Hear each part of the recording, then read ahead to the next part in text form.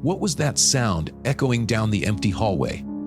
Jake had heard it clearly, a low, scraping noise that seemed to come from the depths of the darkened school. He shouldn't have been there, of course. No one should.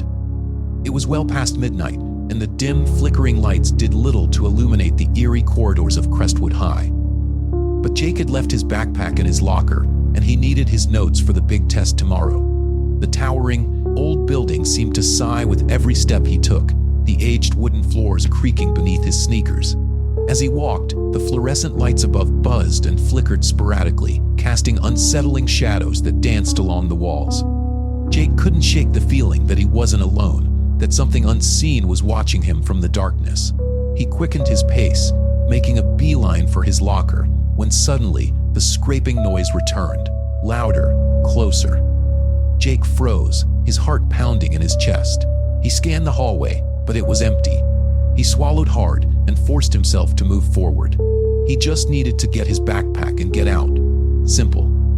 Reaching his locker, Jake fumbled with the combination lock, his fingers trembling. The scraping noise was joined by a soft, almost imperceptible clicking sound. He finally managed to open the locker, grabbed his backpack, and slammed the door shut. The noise stopped abruptly, plunging the hall into an oppressive silence. Just as he turned to leave, Jake noticed something strange on the floor, tiny, scattered black specks. He squatted down to get a better look and realized they were insects, dozens of them, scurrying in erratic patterns. His skin crawled at the sight, and he stood up abruptly, shaking off the unease. He hurried toward the exit, his footsteps echoing loudly. As he rounded a corner, the lights flickered violently and went out, plunging him into darkness. Panic surged through him. He fumbled for his phone, using its dim light to guide his way. That's when he saw it, a door at the end of the hall, slightly ajar, with a faint, pulsing red light emanating from within. Jake knew every inch of this school, and he was certain that door wasn't supposed to be there.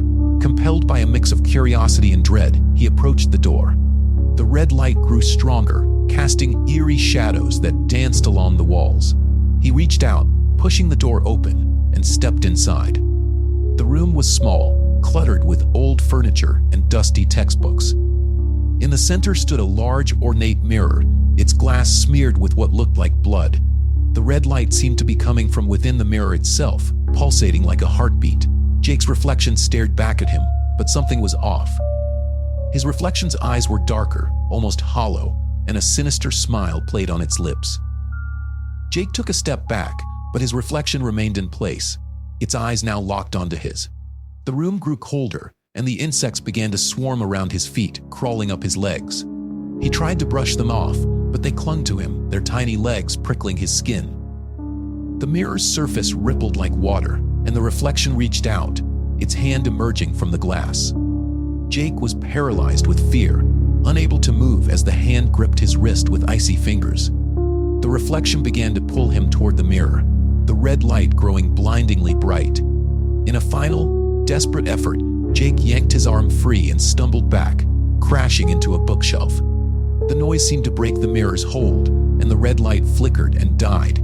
The insects scattered, disappearing into the shadows. Panting and trembling, Jake scrambled to his feet and bolted from the room. He didn't stop running until he burst through the school's main doors and into the cool night air. He never looked back.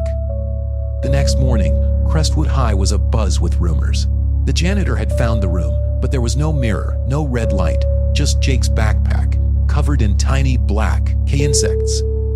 Jake never spoke of what happened that night, but he transferred to a different school the very next day. And sometimes late at night, he would see his reflection in the darkened windows of his new home, the sinister smile still lingering on its lips.